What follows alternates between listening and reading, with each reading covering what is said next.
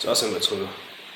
За машин сургалт хичээлийн өдөр төрлийн хичээл ороход бэлэн болоод байна. За хамгийн анхны хичээл учраас хичээлийн агуулгыг би өөрийгөө товчхон танилцуулъя. За бидний хичээлийн тухай дэлгэрэнгүй танилцуулга хийхээр бэлдээд байна. За сүүлд нь бол одоо бид нэр ямар багаж төхөөрөмжийг юм ашиглах вэ? Энд байгаа юм товчхон ярилцлагаар оруулаад байна. За миний тухайд бол намайг их дурдах гэдэг. За бакалавр болон мастерын зэрэг онлайн математик гэдэг. Математикч мэргэжлээр хамгаалсан. За 2017 онд PhD докторийн зэрэг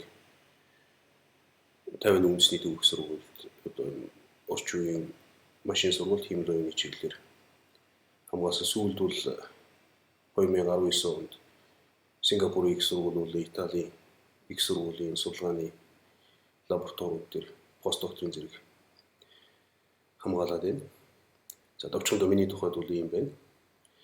За хичээлийн тухайд бол машин learning буюу монголоор машин сургалт гэж орчуулж байгаа. За энэ хичээлийг дараах агуулгын хүрээнд заахаар бэлдээд байна. За энэ агуулгыг боловсруулахад бол одоо сүүлийн 5-6 жил энэ чиглэлээр ажиллаж байгаа энэ туршлага болон бусад одоо орчин үеийн топ сургуулиудын хөтөлбөрийг харж байгаад за энэ дээрээс одоо гаргаж ирсэн ийм хичээлийн агуулга байна.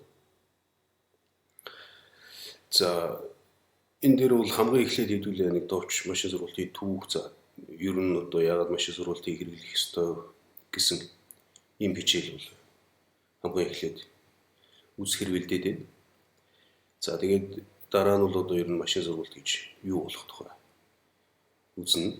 За ингээд энэний дараа бол одоо машин сургалт хийх гол уруу алхам гэж их чухал зүйл байдаг. Анхлан суралцж байгаа хүмүүст бол одоо энэ гурван алхмыг бол одоо зайлшгүй мэдж авах. За энэ нь бол одоо ойлгоход илүү дүгнэнтэй ийм алхмууд байна. За ямар ч одоо машин сургалтыг хийхэд бол одоо энэ гурван алхмыг зайлшгүй хийж таардаг. За энэний тухай за тэгээд энэ гурван алхмаа бол тус тусад нь нэлээд сайн тайлбарлах яагаад гэвэл хамгийн гол зүйлүүд явж байгаа учраас бэлдсэн байна.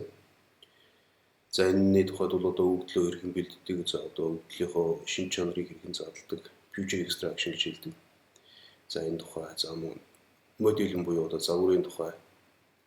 За алдааны функц, оптимизац гэж маш чухал хэсэг байдаг. За энэ тухай. За тэгээд хамгийн гол одоо сургалтын математик тооцоол одоо калкулус гэж хэлдэг.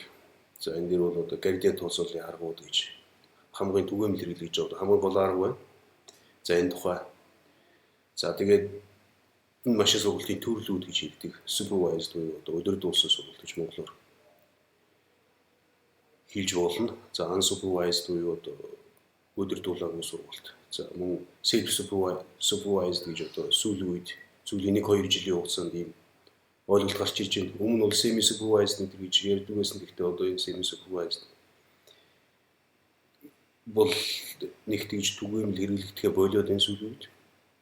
За энэний оронд бол одоо self supervised буюу өөрийгөө сайжруулах сургалт гэж монголоор хэлж болох. Ийм бас их дэвшилттэй сургалтын арга технологи гарч ирээд байна. За энэ тухай. За энэний дараа бол одоо энэ supervised сургалт, unsupervised сургалт, self supervised сургалтыг бол тус тусад нь нэлээ дэлгэрүүлэхээр бэлдээд байна. За тэгээд бидний одоо ер нь хамгийн их түгээмэл ашиглаж байгаа хамгийн орчин үеийн машин сургалтын хэсэг бол нейрон сүлжээ буюу одоо гүн бүтцтэй нейрон сүлжээ гэж хэлээд байгаа. Deep neural network гэж. За энэ үе одоо товчхоноор deep learning гэж хэлээд байгаа. За энийг бол монголоор мөн гүн сургалт гэж хэлж байгаа. За энэ хэсэг рүү бол одоо хэдүүлэн зайлшгүй очиж энэ хэсэг дээр бол бас нэлээд юм сурах ёстой. За тэгээд энийг ойлгохын тулд бол одоо нейрон сүлжээ бод болон хиймэл нейроны тухай ойлголтуудыг бол авах ёстой байдаг. За энэ хэсгийг бол одоо мөн бэлдсэн байна.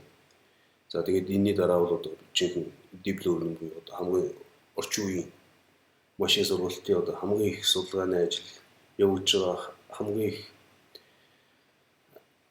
амжилттай явж байгаа ийм машин сургалтын дид хэсэг байна. Deep learning гэж хэлж байгаа. За энэ хэсгийн тухай бол одоо хэдүүлээ үзнэ. За энэ дээр бол одоо deep learning-ийн одоо энэ гүн сургалтын гол загварчлалууд гэж байдаг. Одоо convolutional neural network, за generative neural network гэх мэтлэн. За энэ гол архитектуруудын тухай бол одоо товчхон үзэхээр мөн бэлдээд байна. За тэгээд энэ гүн сургалтыг одоо ашиглаж хэрхэн машин сургадах тухай бол мөн сүүлд нь бэлдээд байна. За хичээлийн дэлгэрэнгүй агуулгын тухайд бол ийм байна.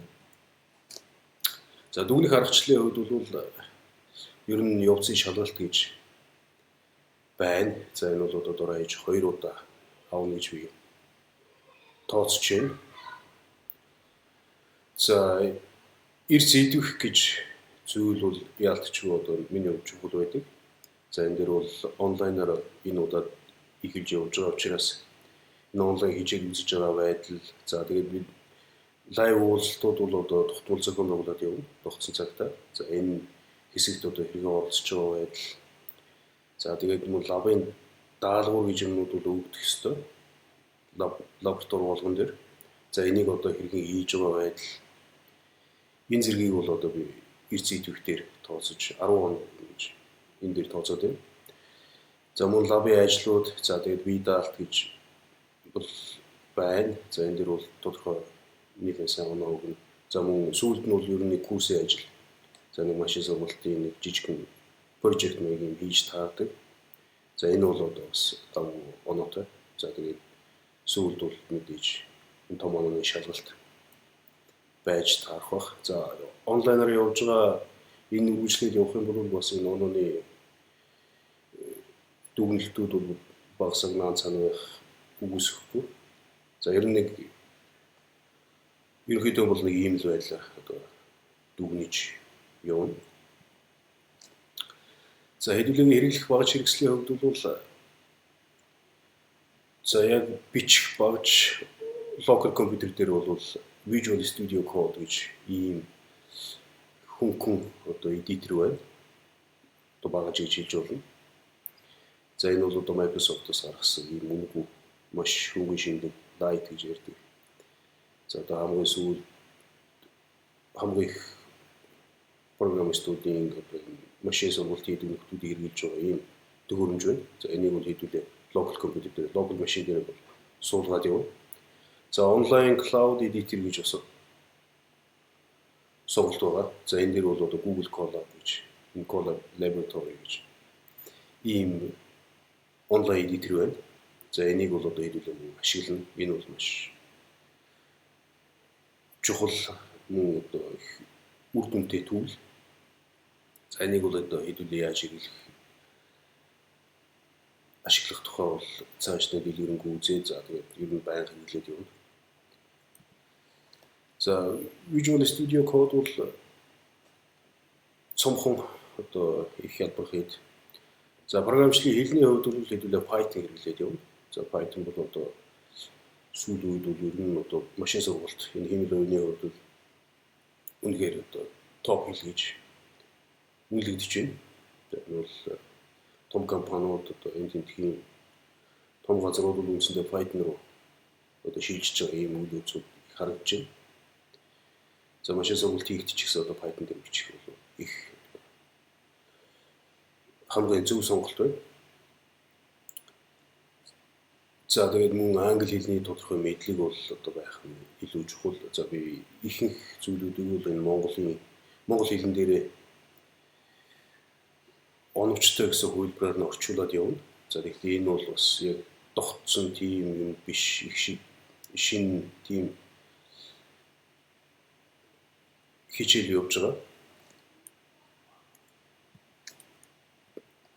За удирдгал хичээлийн тухайд бол ийм байна. За удахгүй хэдүүлээ үргэлжлүүлээд хичээлүүдээ ингээд саяны агуулгынхаа хүрээнд үзээд явна. За